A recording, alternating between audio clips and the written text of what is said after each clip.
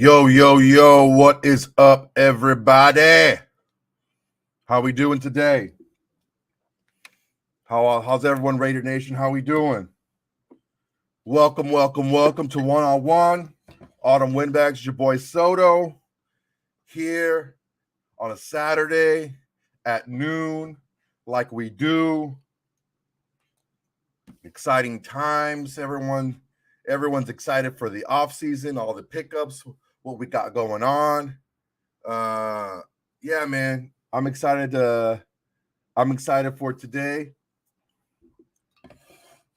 Let's see what we got going on today. A lot of stuff going on in football. Can we start off? Can we talk about this? Can we talk about Deshaun Watson and how fucking awkward that shit was? And there's nothing that, like, I'm a very straightforward person. And before we get anywhere, let me just, blah, blah, blah. Like, comment, subscribe, tell everybody, all that good stuff, right?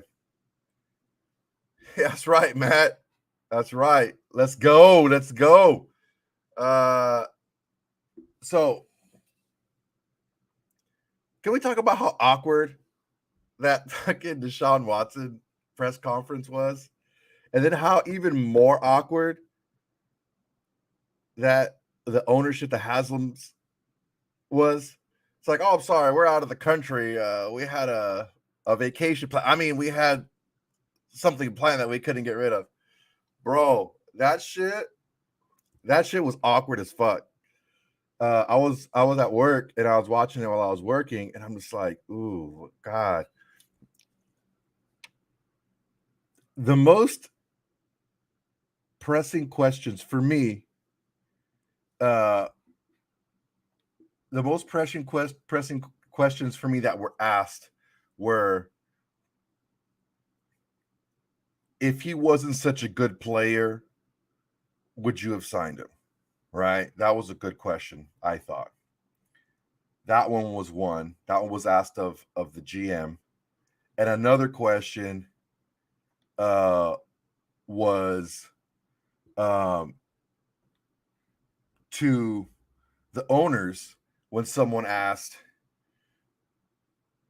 do you think he didn't do it?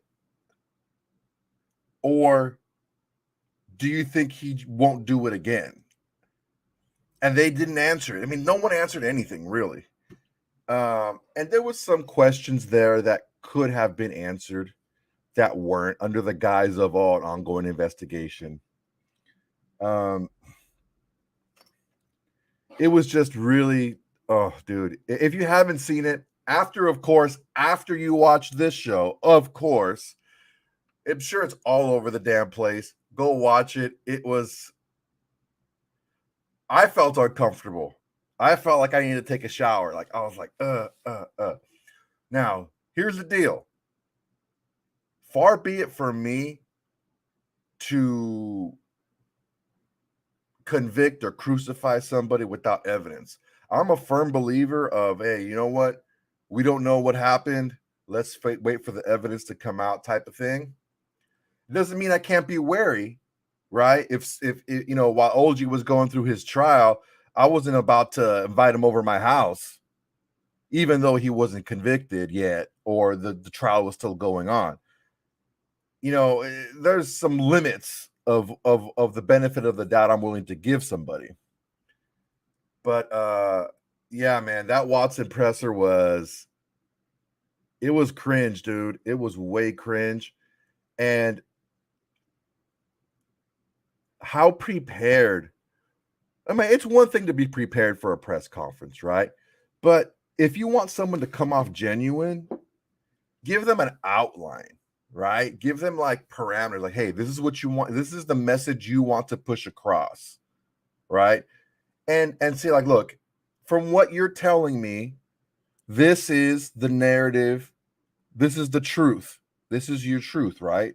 From what you're telling me. So these are the high points. These are the bullet points that I want you to convey. That wasn't the case with Deshaun Watson. Now, I understand that you don't want someone to mess up. You don't want someone to say something that they shouldn't. I get that, and that's why he's more prepared. But he was like verbatim, word for word. That's not who I am. That's not in my character. I was raised by a single mom with 2 aunties, and blah blah blah. Like word for word, every single time he went into that little diatribe about how he didn't do anything and how he was raised and everything. Now, again, I'm not saying that's not true. What I'm saying is the narrative, it comes across like he was very prepared and it was written for him. That's what it comes across like to me. That's what it comes across like. I'm just saying, that's what it comes across like to me. On to some better news. If any of you follow me on Twitter, that's my Twitter handle right there, at Mr. Wonderful 42. I had a fighter fight last night, and he fought really hard. He didn't give up, and he got a 3rd round knockout. You know what? I agree, but there's a way to come across being genuine, and there's a way coming across being prepared and canned. And I understand that there's a fine line between being unprepared and reckless, but it came across like, hey, this is what you got to say. So yeah, my guy, he got a 3rd round knockout. It was dope. Go check out the video on my Instagram. He hit him with he faked the knee. He stepped through with the spinning back fist. The guy was wobbled. Hit him with a couple of right hands, and I'll post the full video. I think you can. There's one video that you can see all the strikes, but you don't see the guy fall down. The other video you miss. You see the back fist, but you don't see the right hands. But you see him bounce against the ropes and just fall flat. Like he looked like he got shot. And yeah, it was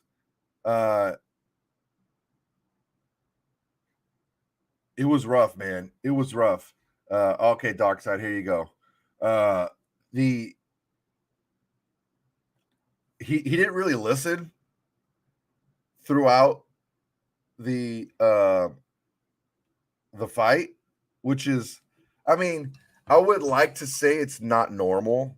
I would like to say that most fighters, listen to what you say, and they're like, it's like a video game character. Like you say something and they do it right away, right? Or you tell them something in between rounds, and right away they implement it.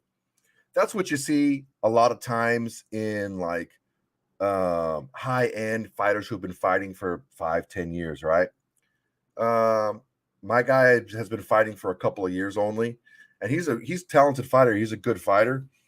But when you're getting hit and you're put in that pressure situation, you fall back on certain things. And he still won the fight. There's some things to clean up, but if you want to check out the video, it's on my Instagram. Or I'm sorry, not my Instagram. It's on my Twitter. Go ahead and give me a follow, and you can watch the ending clip there. Good fight, good stuff. Bro, if you don't stop trolling, bro, I'm gonna kick you out of here. Enough with the bullshit. You're welcome here, but come on, bro. Enough of this crap. You know what's a little fishy?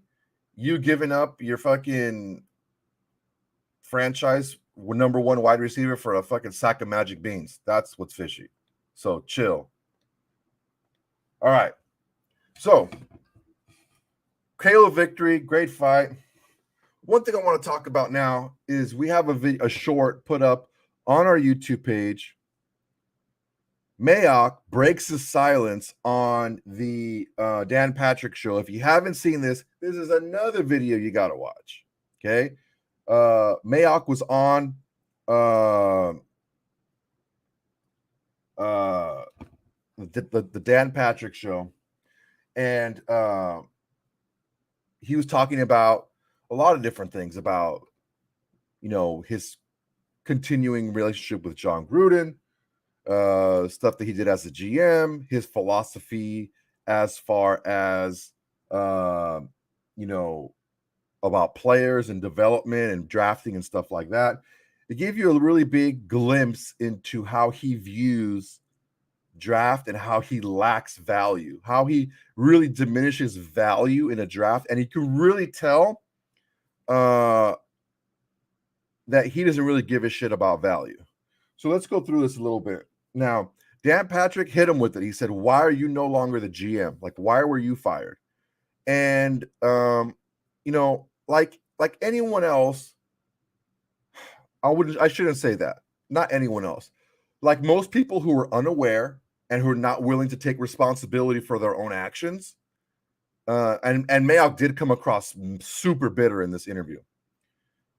He answered the question by first pumping himself up, pumping his shit up, right? And like, oh yeah, we were 7-9, then we were 8-8, then we were 10-7. So we were getting better every year, right? And but he said the final decision was up to the owner. The final decision was up to ownership, which is Mark Davis. So he put it at Mark Davis's feet. And he said something that was actually pretty true. He either felt, he being Mayock felt that Mark Davis was of the opinion that either Bisaccia and Mayock just didn't get it done, or they weren't going to get it done to the level that he expected, and he saw other people that can do a better job, being McDaniels and Ziegler. And I wholeheartedly agree.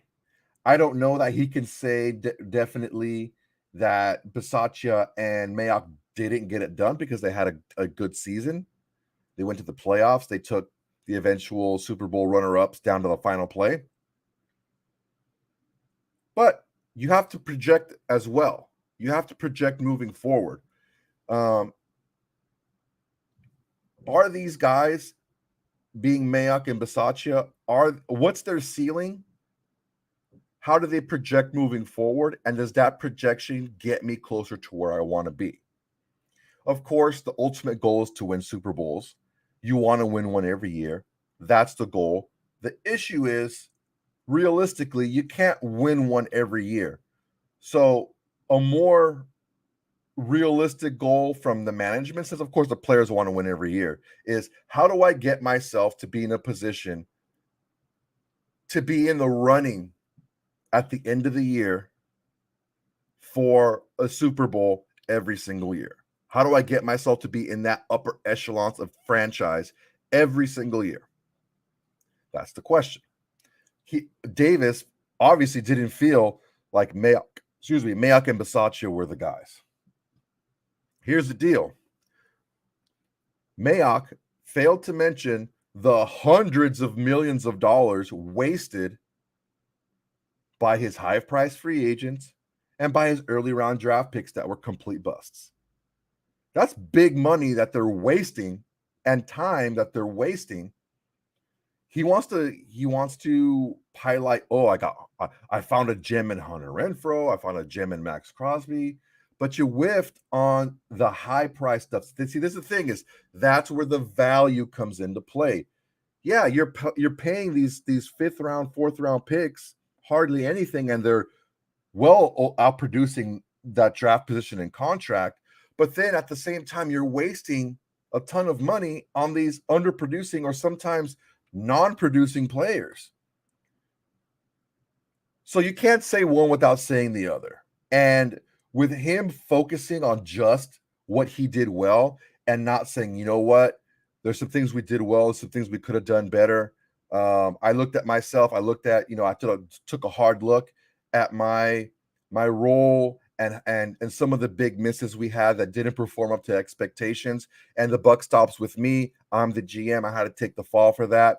And that's the price you pay for being in that position. That's an adult, mature way to look at things. Yes, we had some successes and we were moving in the right direction, but we had a lot of failures as well. And those failures were highlighted because those were the big money failures, man.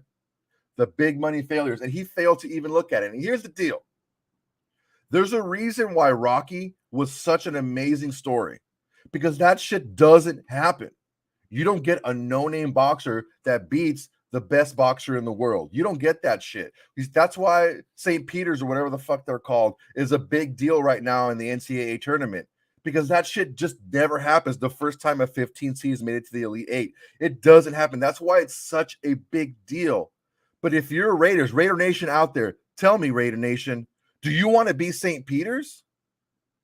Is that who you want to be? You want to be the little engine that could and was like the underdogs that outperform? That happens every once in a while.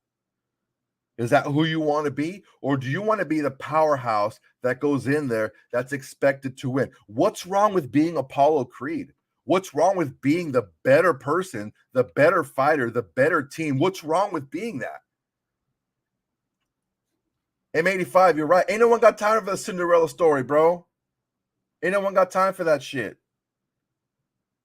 The best team, the best talent wins consistently. Can a guy come in here? Can a Butler come in out of nowhere and make it happen? Sure. Can a St. Peter's come in and make it happen?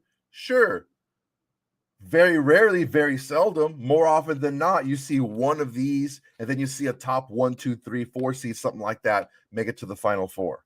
That's what you see. And you know why you see that, guys? You know why you see that? Because talent wins. Talent wins. And I'll tell you something right now.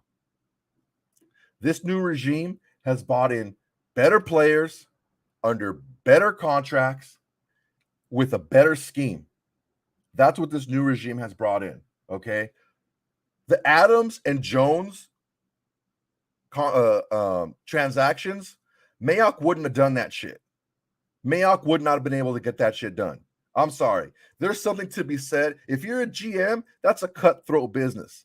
You don't learn how to be cutthroat putting on makeup and being on TV every fucking day. You just don't. That's just not how shit works. Okay? That's what causes you to make big mistakes, right?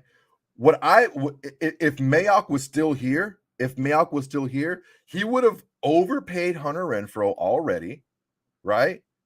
Overpaid Hunter Renfrow. He would have already overpaid Derek Carr. Now, I'm not saying we shouldn't resign them. I'm saying we should resign those guys. But he would have drastically overpaid them. He would have paid Hunter Renfrow like he was a top flight number one receiver, which he is not. He is a very good ascending player, but as of right now, he is not one of the top echelon receivers, and you should not pay him that way. Bottom line. Sorry, Rory. I know you like him because he's short and white like you, but he's just not. He's not that guy. He's very good. We're lucky to have him, but guess what? Wes Welker was never their number one. Julian Edelman was never their number one. Okay? And you can't pay a guy like that who's not that guy. And Mayock would have done that. And also, Mayock later in the interview said, I would tell GMs and presidents of teams and head coaches, if Malik Willis is your 14th rated guy, then picking him at number 14 is not a reach. That's where he's rated. But if you think Malik Willis is your guy and you reach for him, what does it matter? Because you got your guy. That almost made my head explode, because that last line right there, as long as you got your guy, what does it matter if you reached for him? That's why we have Cleveland Farrell at 4. That's why we had Abram in the first round and Arnett in the first round and all these early first round blunders and all these overpaid high-priced free agents that were middle-of-the-road free agents that we gave a ton of money to that never panned out because they were your guy. And you overpaid for him because I don't care what I have to spend as long as he's my guy, I get my guy. That's utter and complete horse shit. That is not the way to run an NFL franchise, by consistently overpaying and overdrafting players. And Leatherwood as well. You got Lego Maego exactly right. KC fans, I'm not going to argue with that. Leatherwood was the same way. We're going to talk about your team next. Don't worry. That's what I'm talking about, guys. That's the type of GM we had. The GM that not only reaches for players and free agents, he justifies it after the fact, after it didn't work. He goes through and he drafts Farrell at a top 5 position. He drafts Abram when he were way ahead of where he should have been drafted. Arnett, he drafted a lot of these guys. He took Leatherwood. It's like premium picks. He's picking these guys. They didn't pan out, right? On the field, they didn't pan out the way that you thought they would. But he's still defending the mindset that he has going into it. That shows me that Mike Mayock is completely and utterly unaware of himself and his actions. So good riddance, Mike Mayock. I'm glad to see you go. I don't care what you do from now on. Before, I was like, oh, I wish you well, man. Maybe you'll grab onto another team somewhere. Maybe you'll hop back on TV or whatever. Now, I don't give a shit.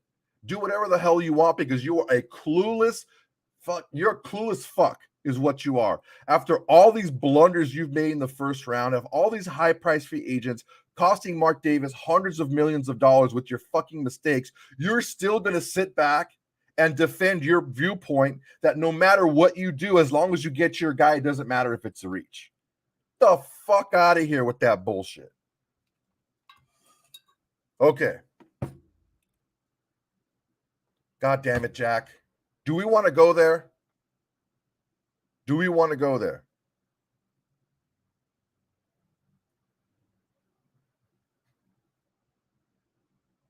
Let me tell you something. If you have a nice turkey club sandwich, right? And there's just, a little piece of shit in it, right? Maybe an inch square, but the rest of the sandwich is solid.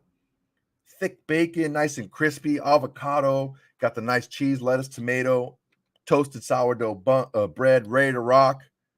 No matter how you flip that shit, it's still a shit sandwich. Okay? We're talking about value here. Yes, he got a couple of good players late, but overall, you're telling me that his regime was a success? I don't think so, man. We have to look at this objectively and look at the totality of his tenure here. And it hasn't been great. There's a lot of dead cap money that we have to spend by getting rid of a lot of these mistakes.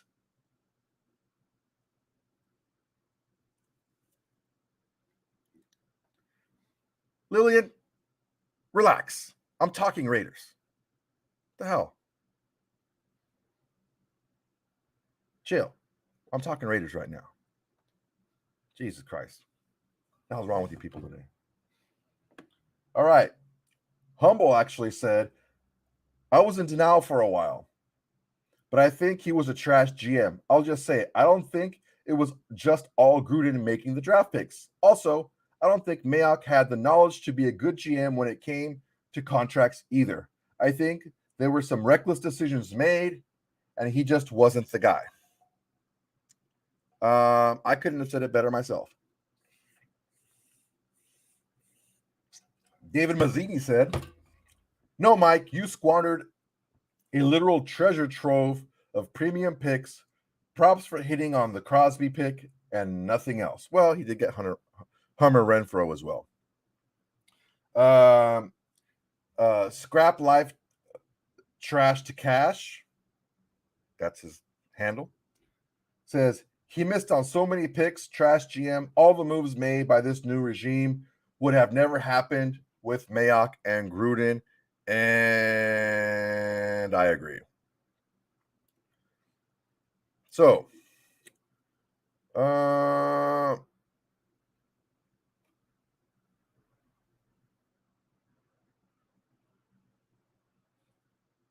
see, we don't know.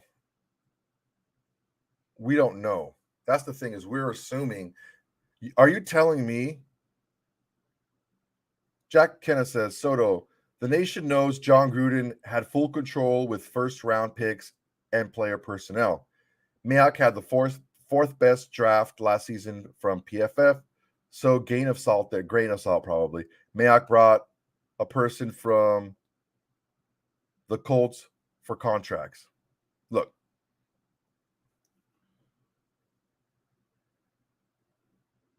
we don't know 100% for sure, but you have to ask yourself one thing.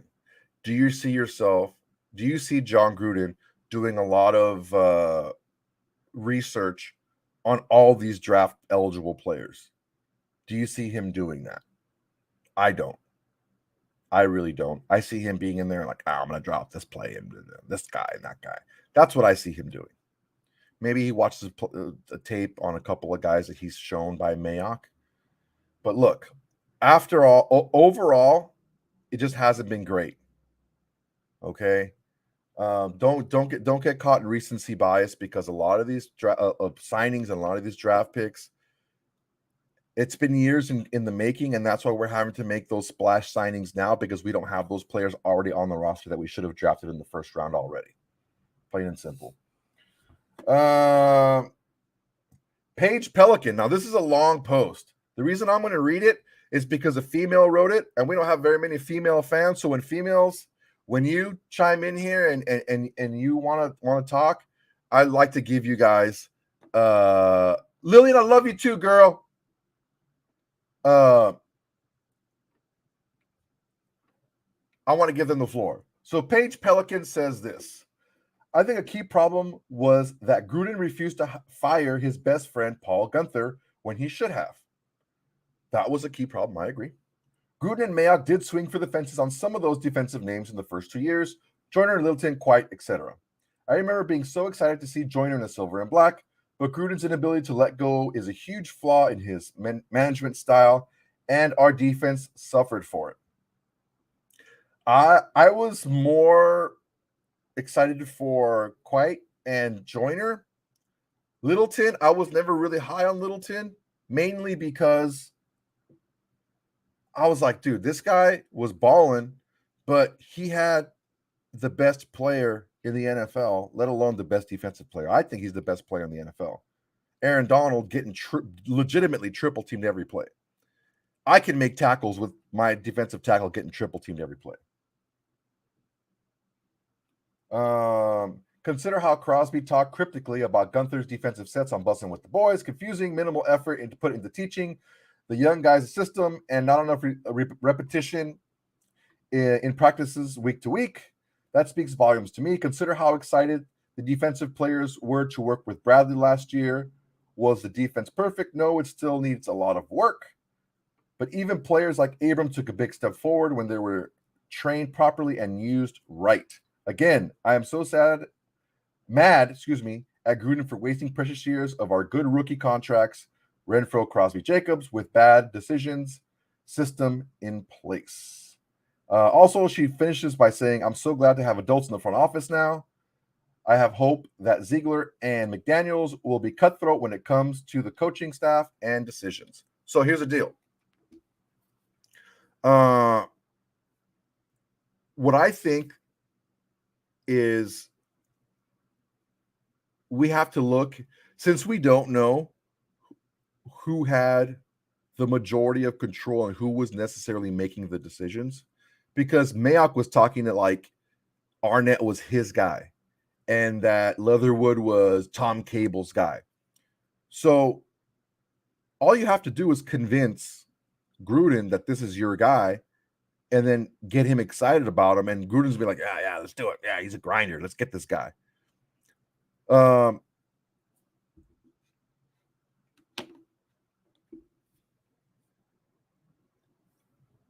You guys can't argue that Mayock would have been comfortable sticking with Ngakoue and not leveling up to get Jones.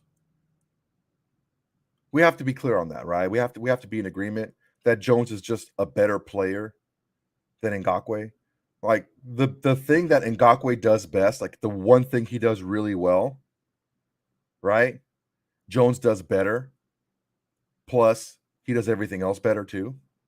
Just a natural upgrade overall by Chandler Jones. So we can argue all we want. My big thing is this. If it was his fault, if it wasn't his fault, he was part of the regime. That's why he was let go. Okay? You're a part of the team, you're part of the regime, and you're gone. And there's a new direction moving forward.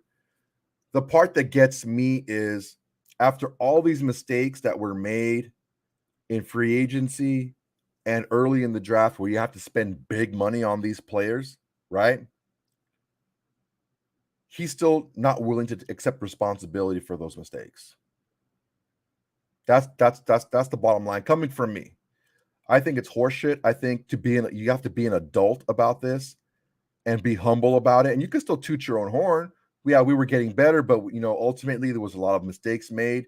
We took some players that didn't end up panning out that maybe needed a year or two more. That I'm confident that if we would have stuck around, they would have been better, and this and that, and blah blah blah, and all this other shit. There's a different way you could spin it, but to spin it like, well, we improved every year, and ultimately it was Davis's decision. He felt that other people could do better, and that's it. That's accepting no responsibility. That's lack of accountability on his part. And honestly, if I got that kind of answer, if I was Mark Davis and I'm looking at Mayock and like, Mayock, look at these draft picks. Look at these free agents that aren't panning out. What the fuck? And he's passing the buck on, well, our coaches need to do a better job, and they're rounding out, and the team overall is still doing well, and blah blah blah, and this and that, and he's just deflecting all this responsibility. I'd fire his bitch ass too. I wouldn't want him around. You can't win with that on your team. I don't know how many of you guys and gals have been in leadership in places of business and in businesses and stuff like that, but you can't win with a person like that on your team. Someone who deflects responsibility, isn't accountable for his mistakes, and it just doesn't want to admit when they did wrong. Someone like that, can't have him on your team. Glad he's gone. Well, one of the big deals that happened is, I want to talk about this again because I think it's really funny. So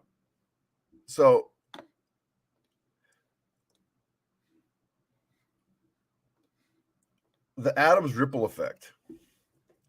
Let me take you down a timeline, okay? This is a rough timeline. It's not like exact dates or anything like that, but this is a rough chronological order of how things happened. KC fans, play close attention, okay?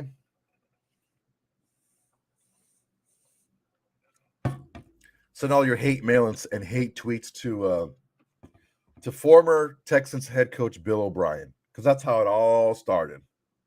So in March of 2020, like right when the pandemic started, I think he maybe had COVID in the brain or something.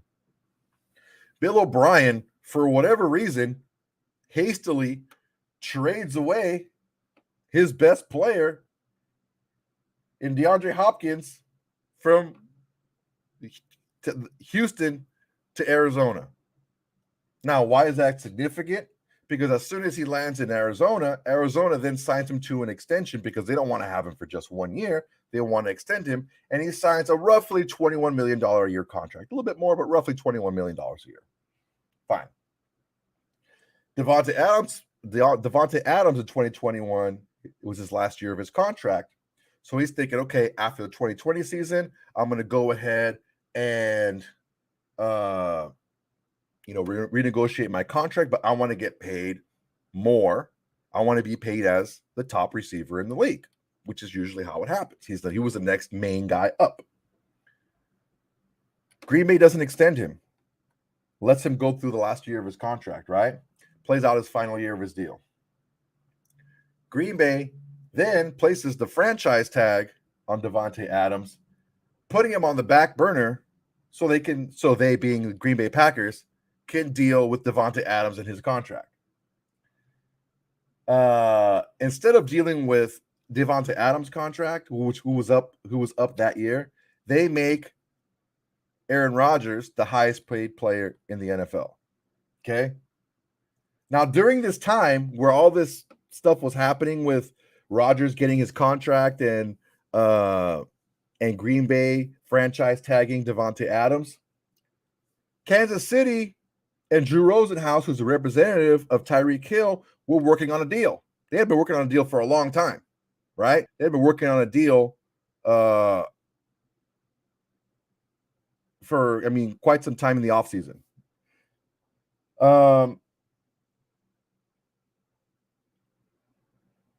Now,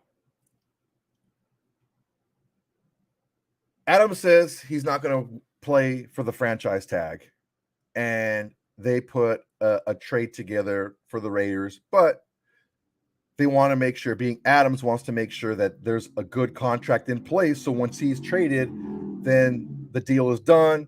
Right then and there, we can go ahead and sign the contract and sign the deal. Green Bay, after they saw the contract from the Raiders, sneakily went in and said, okay, we'll pay you a little bit more than what the Raiders were offering you. Davante Adams said, no, you already had your chance. I'm not dealing with you guys anymore. I gave you guys ample opportunity to do right by me, and you didn't want to. You're just doing this now out of spite to make sure that you keep me and, try to pay as little as possible for me. And you should have just signed me last year. So Davante Adams gets traded to us, the bad guys, and signs roughly a $23 million a year contract, roughly. There's a lot of funny money at the end, but like what he's actually going to be paid guaranteed is about $23 million a year.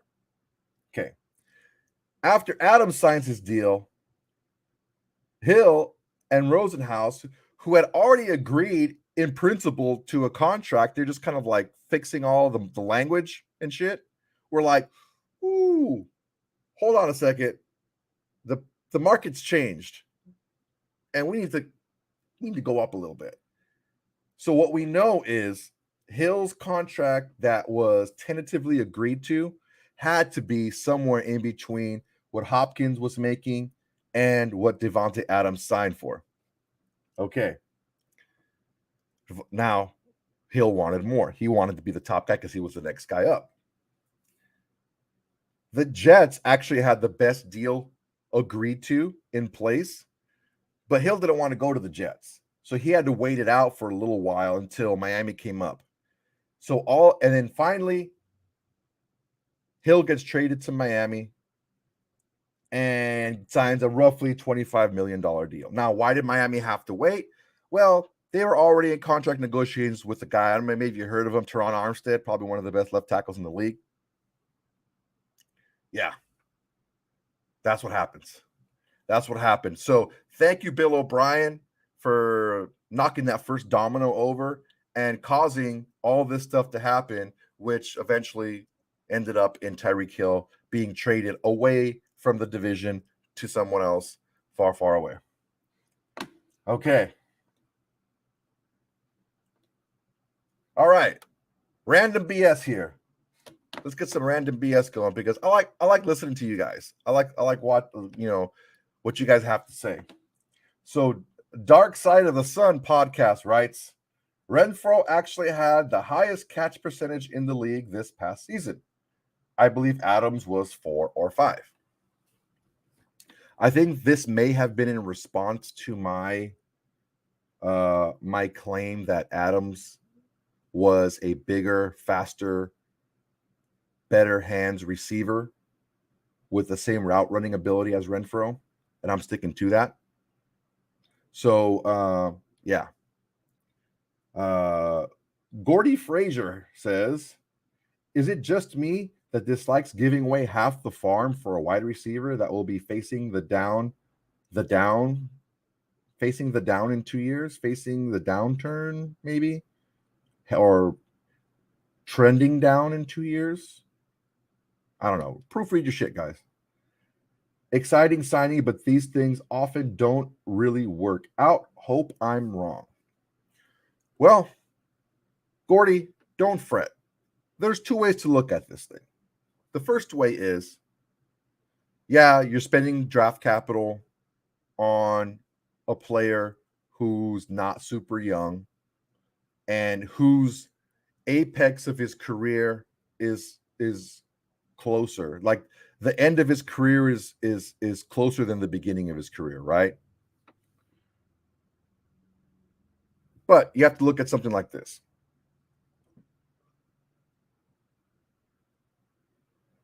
Adams' skill set does translate very well to age. It does age well, right? He doesn't use blazing speed to get open. He uses technique, route running ability. There's a reason why he's always open. He's wide open a lot of times, and he's being double covered a lot. So I wouldn't worry too much. I believe he still has at least 3 premier years left in him, at least. And even if he starts going on a downslide, it's not going to be a steep, sharp decline. Let's say like a player who uses just plain blinding speed to get open. Because if you look at like 40 times, right? The difference between a 4.5 40 and a 4.3 40, whoa, that's like 0.2 of a second. Oh my God, that's freaking so much. In actuality, that's not a ton. Like, it's not a huge difference. So if your speed starts slipping, and that's mainly your big asset to get open is your speed, and it starts to dwindle a little bit, starts to regress a little bit, that's when things get tougher on you. Titus Flavius says, regarding Carr and his criticism, I'm fairly confident that Carr is criticized a fair bit and he listens and takes it as it comes from his coaches. As Soto said, you have to recognize where it's coming from, compartmentalize it, and deal with it. If some rando from the internet was calling you every name in the book, do you have to sit back, take it, and accept it? Simply because it's out there, or would you recognize it for what it is, meaningless, and deal with it? In parentheses, mute it, block it, ignore it, question mark. If Carr was ignoring the criticism of his coaches and teammates, we'd have an issue. But nobody, in all caps, nobody has to listen to the crap that is spewed on the internet. Nobody, in all caps. And the fact that he chooses to not listen to it means nothing. Okay. Well, I agree with you to a certain extent. If somebody is like, F you, this and that, you're a piece of shit, all this other crap, yeah. But Carr is blocking people who are making sound, good points about his play. That's honest, factual criticism, right? Like analysis. He's blocking those people as well. That's the difference. If you're just blocking trolls, like, oh, you're horrible, you're this, you're that, and blah, blah, blah, and you're just, talking a bunch of crap, that's one thing. Block those guys all day. I even block those guys sometimes. But if someone's making an actual point, like, hey, Carr was like, when I talk about Carr's touchdown to turnover ratio, it's damn near 1-to-1 this year. He had 24 touchdowns, passing touchdowns, and 21 turnovers. That can't continue if we're going to be a successful team. Now, that's something that Carr would have probably blocked me over Twitter. That's the difference. Does he have the right to? Of course, it's his account. He can do whatever the hell he wants. But two things can be true at the same time. He can want to keep Twitter or social media an avenue to where he connects with his fans and keep any type of perceived negativity away from him. But he can also be thin-skinned and sensitive. Both can be true at the same time. Okay? All right, guys. The floor is yours. What do you guys got for me? Let's see what we got. Anyone got any questions for me? Questions, guys. Let's go, man. We got about 15 minutes. I got time. I made sure I kept this short today because I wanted to give you guys time because you guys always got some good questions.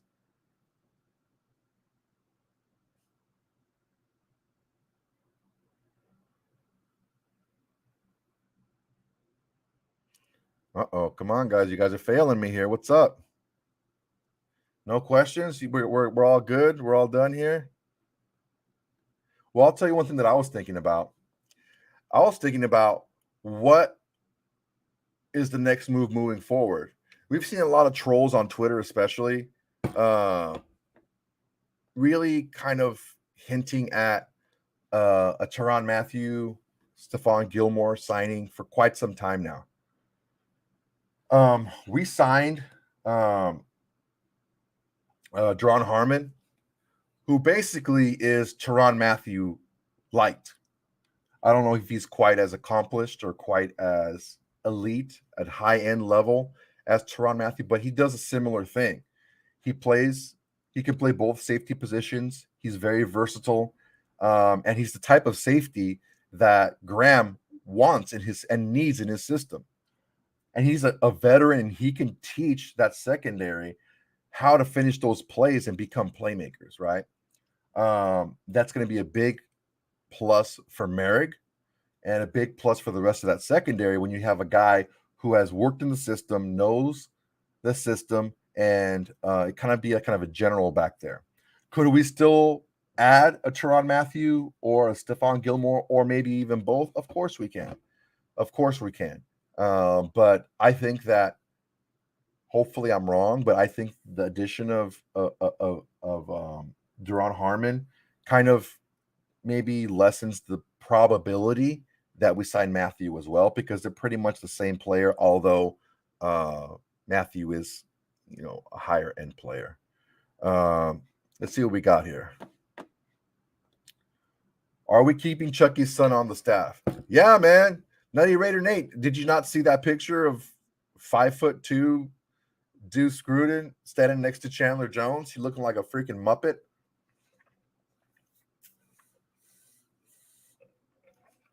Yeah. By all accounts, he's a really good strength and conditioning coach. He knows his shit. Rick Grimes with two Z's. Does adding a wide receiver help a quarterback make better choices? Panic less under pressure, fumble less, walk into sacks less, get first downs with his legs more, check the ball down less. Rick Grimes, I say this. I say adding, you're saying adding a wide receiver like we just added any old guy. We didn't add any old guy. We added one of the top receivers in the NFL, the top 3 to 5, depending on how you want to stack them, receivers in the NFL. We added one of the top guys. What does that do? Having a guy like that on your roster changes the defense by himself. Him being on the field changes the focus of the defense. What that does is that makes things easier for everybody else. Will it help a quarterback make better choices? Yes. Why? Because things become easier. Because the focus is put more on one player over the others, of just defending a scheme. They have to account more for one player and then scheme for the rest. But you can't scheme for the rest like you normally would, because you're allotting more resources to stop that single player, right? Will it help a quarterback panic less under pressure? Well, if their choices are made easier, then yes, they may panic less under pressure. Will it help them fumble less? If reads are easier and they can get the ball out quicker, more consistently, they may not be hit as often. So maybe he'll fumble less, but it normally wouldn't. In a vacuum, no, it wouldn't help him fumble less. Walk into less sacks. Again, if the reads are easier and he's able to throw the ball out quicker because the reads are easier, not holding on to the ball as long, yeah. Get first down with his legs more? Probably not. Check the ball down less? Well, if you have a better player and more people are open down the field more, yeah, it'll help you check the ball down less, yes.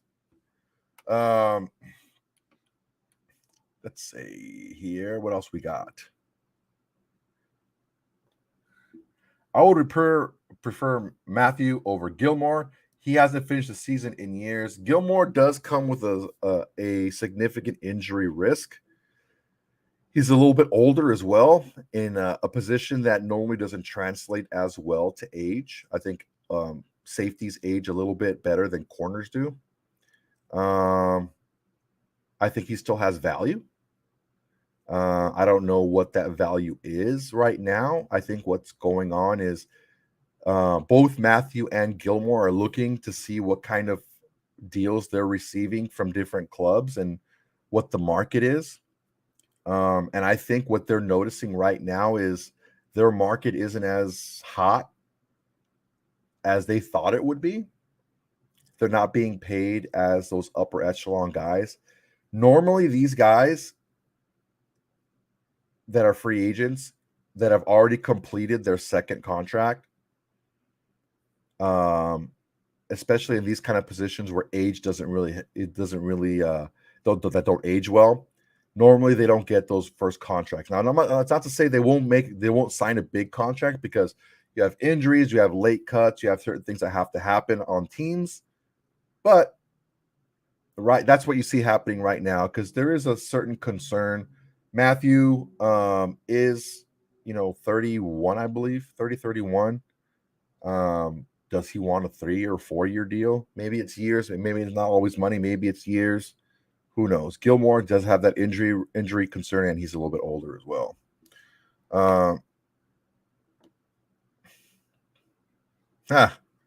After all that talk about possibly retaining Mayock, Bisaccia, the coordinators, we kept Deuce Gruden. Hey, man, he's a good strength and conditioning coach. What do you want to do? The guys like him. Harmon is a split safety, free safety, strong safety. Will play when 3 safeties or replace Abrams on third down. I could not agree more. That's what he's going to be brought in for. He's brought in for. Also, you have to understand something too, is Graham also does play a lot of 3 safety sets. So he could be in that 3 safety set, and Abram, I believe it's not Abrams, but Abram will be that in the box safety. Let's just hope he's not covering running backs deep anymore. Why didn't the Raiders go after Mayfield? Why don't the Chiefs go after Mayfield? I don't know. You tell me.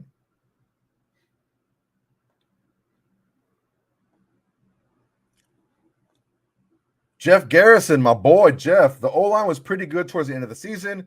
We're getting good at Luminor back, and we picked up the other dude. Cable was trash. The same mistakes made over and over. Our O-line is good.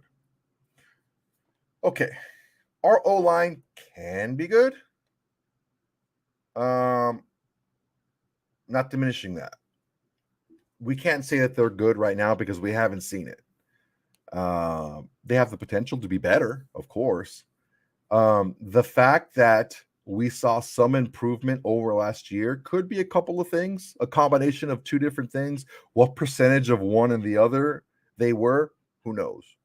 The fact that Simpson and Parker and Leatherwood just played more, that could be something. Just they're getting better because they're getting more reps and they're playing more. Were they coached up more? Who knows? Maybe it's both. Maybe it's one. Maybe it's the other. What I can gather from the offseason moves on the offensive line is that the new regime did not really think very highly of the old regime's offensive line coach, which is Tom Cable, or the coaching they were receiving.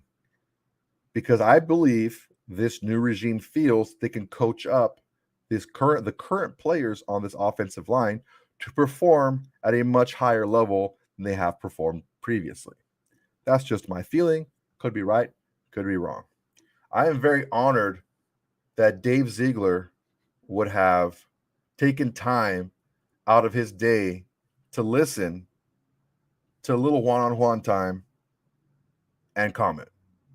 Dave Ziegler writes, "The Raiders are going from dysfunctional to well-oiled machine. Derek Carr will be fine." You heard it from the man himself, the GM, the head honcho in Raider Nation, Dave Ziegler, pulling the strings, making all the moves. He said that they have gone from dysfunctional to well-oiled, and Derek Carr will be fine.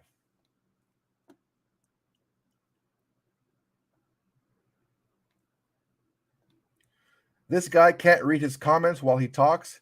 He gets lost in long explainings or in long explanations. So here's the deal, Guareb. This is a show about me talking. It's not a show about me reading. So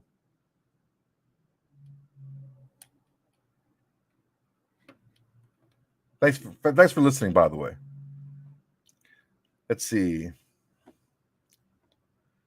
Rafael Grijalva says, who do you think will get our third round? Who do you think we'll get with our third round pick? Specific players, I don't know. A lot of things could happen. I do see us. I honestly think that we're just going to go best player available. I don't know that we're going to look for a specific position.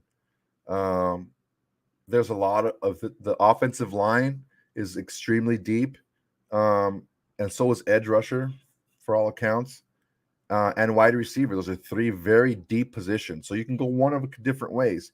If you're of the opinion that, hey, you know what, these are really deep positions, let's get the best player that we have rated out of these really deep positions, because it's going to be a really good player. It's going to be in any other draft rated a second round player, right? We could do that. Or if, let's say, a position that isn't as deep, a player falls for whatever reason, maybe a linebacker, like an inside linebacker, or a safety, or a corner, or an interior defensive lineman, who you're very surprised is still there late. Yeah, we could probably end up doing something like that as well. So who knows, man? I've seen a lot of mock drafts that we're going to draft an offensive lineman in the third round. I've seen a lot that says we should draft defensive linemen. Some even have us drafting a quarterback. Who knows? I'm not opposed to using capital on backup quarterbacks. I'm not opposed to that and developing them, but as of right now, I don't think that's the best move.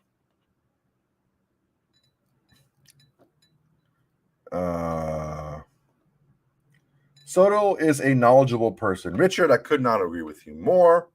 What am I knowledgeable in? Who knows? Some say football, some say fighting, some say cooking, some say sleeping, some say big butt social media models. Who knows? Could be all of the above. It's anybody's guess. Follow me on Twitter and find out for yourself. Let's see here. Jeff Garrison again. I'm quite certain we'll trade up and also trade back depending upon who's available. I can agree with that as well.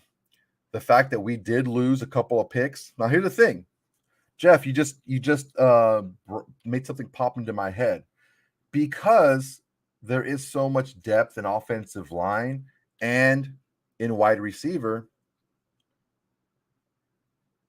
What if we flip that third round pick for a later third and a fourth? Pick up an extra pick, get a wide receiver and an offensive lineman that's still rated very highly, because a player maybe dropped a little bit that maybe we weren't looking at, then we didn't really rate as high. You never know. That's also a possibility as well. Let's see here. How do you view the Hill trade? Will this hurt my Chiefs? What are your thoughts? The Hill trade made the Davante Adams trade look like a steal. Not just because of the compensation involved. That's one thing. How do I view the Hill trade? I think the Chiefs got quite a bit for Hill. The thing is, there's nobody on your roster, even with Valdez-Scantling being. Hill was not just a speed receiver. He was a dynamic weapon that was to be used in different ways.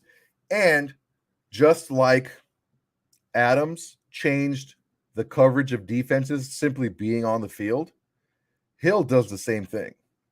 What you're going to find without that dynamic receiver on the field, You can still have a player like Valdez-Scantling that has speed, but you're not going to change your defenses if he's on the field. You're going to account for him like you would account for anybody else, but he's not going to drastically change your game plan defensively when you're playing the Chiefs.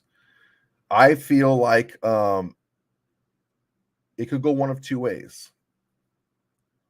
It could help the Chiefs in this respect. If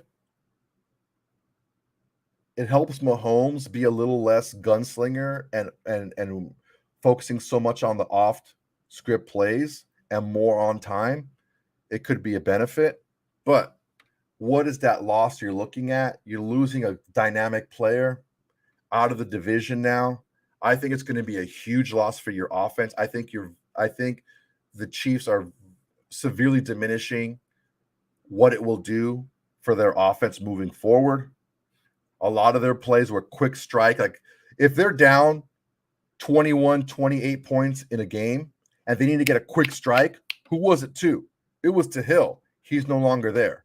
How are you going to jump back if you're down in games? How are you going to jump back quickly? Who knows? KC fans, you know more about the draft. You will know more after the draft. Okay. Soto has great takes unless it's about Carr. No disrespect. We just disagree like a lot of the nation. And that's the best part. We disagree on certain things, Jack, but we can still come together as family in the Raider Nation, the only one and true nation, and be good with it. I'm cool with it. I'm chill with it. Let's see here. Graham will be putting guys in positions to have success. Third down defense, takeaways, and red zone definitely are what we need to improve upon the most with custom game plans. How much do you think we'll improve? I think we'll improve greatly. I think that when you get into the red zone, two things matter the most. How you scheme someone open, because it's so tight. There's so many players. You have to think about it. There's 22 players within like 20 feet of each other. Like that's not a lot of room. Okay. So the scheme is very important. Timing is very important. You also need a player who's crafty and just plain out good enough to get open quickly. You can't always depend on the jump ball. You can't always depend on the 50-50 ball, especially if you're in the red zone. I can see it taking a shot every now and then, but you can't do it every single time because guess what? 50% of a 50-50 is a turnover, right? So you got a player like Renfro who can really get open on one side. You have a player like Adams who can really get open on the other side. You have a matchup nightmare in Waller. You have a big, tall receiver who can go up and get the ball in Edwards. You have a lot of weapons out there in the red zone. Schematically, I think we're going to do a lot better in the red zone offensively. Defensively, having a more creative, a more modern defensive game plan that's specific week to week, I think will really help us. And it'll help us not look so inept in certain games. Like the Chiefs games last year, Andy Reid knew exactly what Bradley was going to do. The whole league knows what Bradley is going to do. You just got to know how to combat it. And once he found out he being pronouns pal, once he found out how to scheme Abram one-on-one with a target, he just sent that target deep, and we were getting hurt a lot that way as well. Fang, what do you think of the Mayock interview on Dan Patrick's show? Fang, you're here late, man. I already talked about it earlier today. Once we're done here, check out the video. I think Mayock is clueless. I think he doesn't want to accept responsibility. I think he's very bitter about being let go. I still think he doesn't do it. He didn't do anything wrong, and I'm glad he's gone. That's what I think. All right, guys, we're past the hour mark here. Okay, guys, we're wrapping up. Thanks a lot for your participation. Thanks a lot for watching. We appreciate you greatly. Make sure to like, comment, and subscribe. We can't do this without you. We do this for you guys. Follow me on Twitter. I've never been a big Twitter guy. I'm starting to be a little bit bigger Twitter guy lately and posting more stuff on Twitter. I'm gonna try to be a little more proactive about that. So tell your friends, tell your neighbors, tell your haters. If you see somebody walking down the street with Raider gear on, say what's up. We're all one nation. Tell them that you appreciate how well they look in their Raider hat or their Raider shirt. And just, be friendly to one another, guys. We're all the same family. We may not agree every single time on every single little thing, but we're all in the same family here, guys. So have a great rest of your weekend. Thank you for joining me on this little journey. We'll do it again next week. And above all, go Raiders.